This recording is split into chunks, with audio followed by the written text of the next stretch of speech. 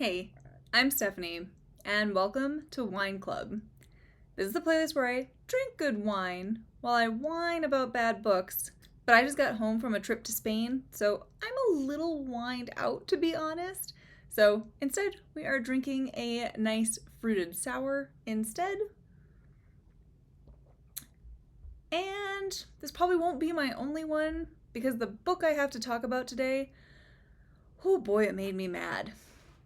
Because today's offender is unfortunately a repeat author whose work I have loved in the past, and that is Miss Wendy Walker. Before I get into the review, I do want to say, as I always say, this is solely about the book and not about the author as a person. I'm sure she is absolutely lovely. And warning, there are going to be spoilers in this review. If you want a spoiler-free version of this review, please check out my What I Read in November video. But let's go ahead and see what this promised. One night, 15-year-old Cass and her 17-year-old sister Emma disappear.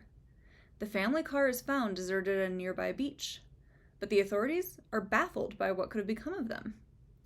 3 years later, with just the clothes on her back and no evidence or credibility to back up her claims of what happened, Cass returns home, without her sister. Her tale is one of kidnapping and isolation, and the mysterious island where the two were held. But Cass's story has holes. And to forensic psychiatrist Dr. Abby Winter, something about it just doesn't add up. As an expert in narcissistic personality disorder, Dr. Winter looks deeply into Cass's family to uncover the truth. She looks at the mother, a woman so beautiful on the surface and so damaged and damaging beneath. She looks at the stepfather and the stepbrother, each so uniquely troubled and dangerous. And she looks at Cass herself. What she finds will shock those searching for Emma and reveal a twisted story of a deeply dysfunctional family, and the lengths to which Cass has gone to bring about redemption.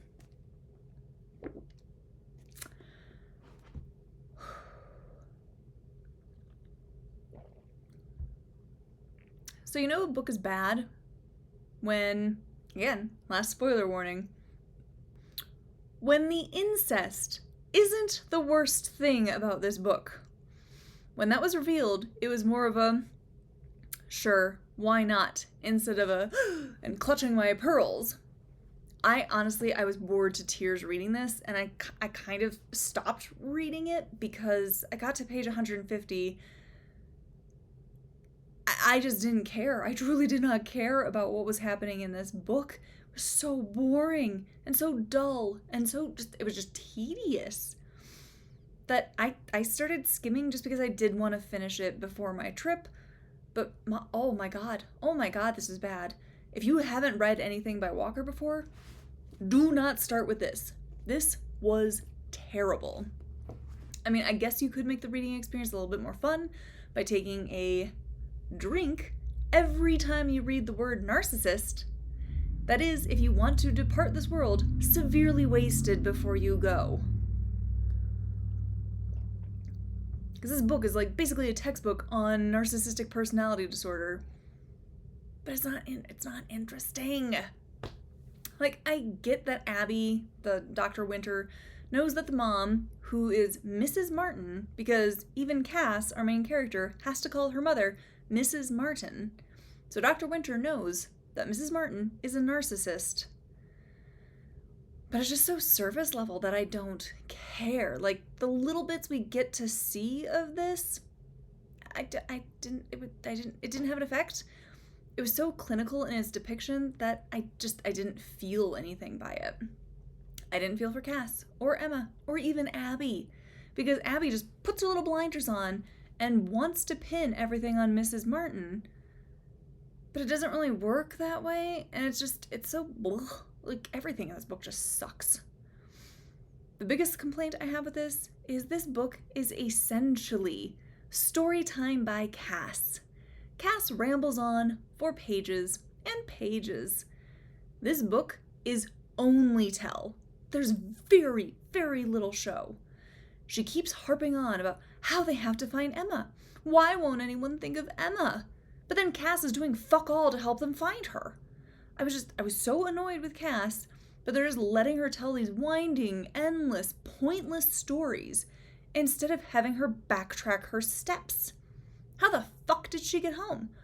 Why does no one from the FBI ever ask her this, or put her in a car and make her point out the way she came home? I know I'm supposed to feel bad for Cass, but I can't. She was kind of unbearable, and I was so frustrated with her and her stupid, pointless stories. We know right away that she's going to be pretty unreliable, but it doesn't add anything to the story. It's not raising the question of, like, can she be trusted, or why is her version of reality skewed? How close is her version of reality to the truth? She's basically winking at me from the page and telling me that she's hiding something. Then tell me we are in first person. Ooh. Truly, there's nothing I hate more in a book than a first-person point of view where the main character is basically telling us that they're lying to us or hiding something from us. Like, does she know she's a character in a book? Does she know that we're in her head, so she has to think in code and do all this, like, subterfuge? People don't think like that. Either don't write in first person if you need them to hide something from us. Definitely don't write in first person and, like, be nudging me, being like, haha, she's hiding something. Do you know that she's hiding something? Do you know that she's unreliable? Just write it in third. Write it in third so we can all be along for the ride and she can keep her secrets to herself. It just, it makes no sense. Makes no sense. Because this whole secret that she's hiding makes the whole story fucking pointless and so stupid. Because we find out that Emma has been dead the entire time. I just, stop. Back up. She knows her mom killed Emma and that her stepfather helped cover it up by taking Emma's body away. But they're letting her, like, spout this story about her and Emma being abducted? Like, what? No, it doesn't work like that. They know she's dead. Or at least the stepfather definitely should, since he's the one who buried her. I mean, I'll be honest, I was skimming very hard when this was revealed, but I think I got the gist of it, and it just, no, doesn't make any sense. So Cass was basically home when Mrs. Martin accidentally killed Emma. I think she, like, pushed her over the banister, Emma fell down the stairs and died.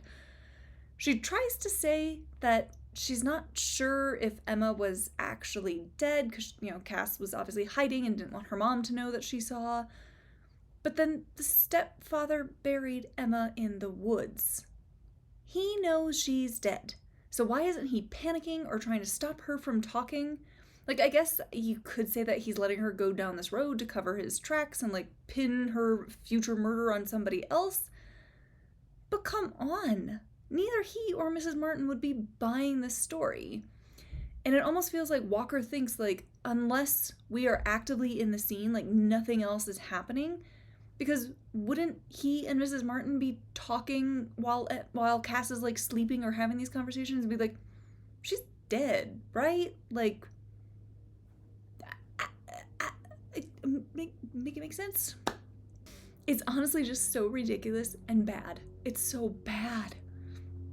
Surely they knew they were being set up.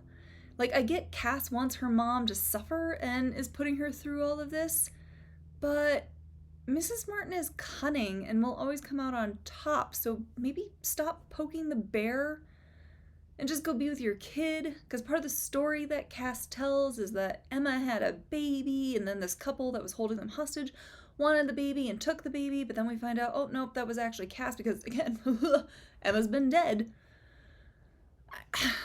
I just, like, the blurb on the back is right. This family is dysfunctional. Mrs. Martin is a narcissist who needs validation and ends up sleeping with her stepson. And then I think Emma is also sleeping with him. And then Cass thinks, well, hey, maybe I should have sex with him too, just for good measure. And then gets pregnant. Like, out there, this is someone, rhymes with pornography, but these are their search terms that they're putting in. But this was not what I wanted from this. I honestly, I don't know what this was. I did not expect a book this bad to have Wendy Walker's name on it. I've enjoyed her psychological thrillers before, but there was just no depth here. It was Cass reciting a story and Abby wondering if Is everyone a narcissist?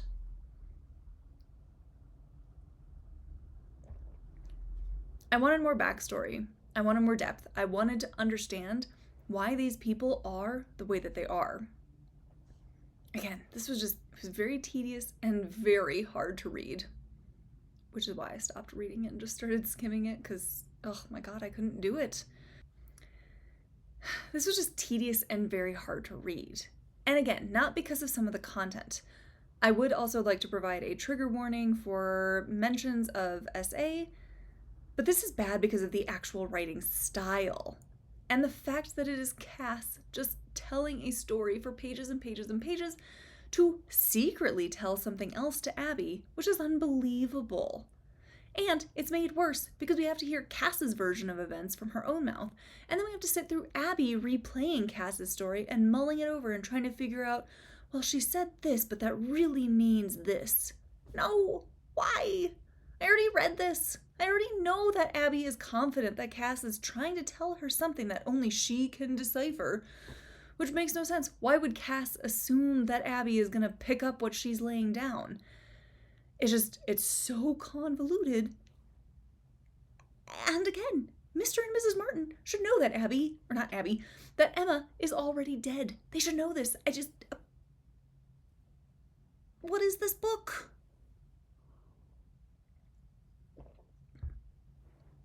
I like Walker's other works, but my god, was this terrible. I should have DNF'd this. Honestly, even skimming it, I'm not sure what I missed between pages 150 and when did things actually start getting interesting? Maybe 250? And now that I'm re-skimming this, there's even sections, because it's told in alternating points of view, so we're in Cass's head in first person, and then we're in third person with Abby. But then it's kind of changing. We're in someone's chapter, but then it's a little section, Dr. Winter, and then Cass. Pick a style and stick with it. Or just tell us the whole story in third person so things can actually be surprising when they come up. I don't. Again, should have DNF'd this. I truly cannot recommend this book, mostly because I didn't even really read it myself, but I feel like I got enough by skimming it to know that the reveals were not worth the suffering that is story time with Cass. Walker has much better works that tie the psychology into the plot so much better. I don't know why this was so disjointed and distant, and frankly, it's just kind of tacky. Again, you know it's bad when the incest isn't the worst part of the book. In the end, I gave this 2 stars. It really should have been a 1-star read, but I gave it more based on my feelings of goodwill toward Walker and my reading experiences that I've had with her in the past. I have appreciated her other works before, and I'm not done with her, but I am giving some major side-eye to her after this reading experience. Ugh. So if you have any recommendations for good psychological thrillers, I would love to hear about them. Please feel free to leave your recommendations in the comments below. Otherwise, thanks for joining me for, well, I guess this episode was Beer Club, and I hope you'll come back for another one.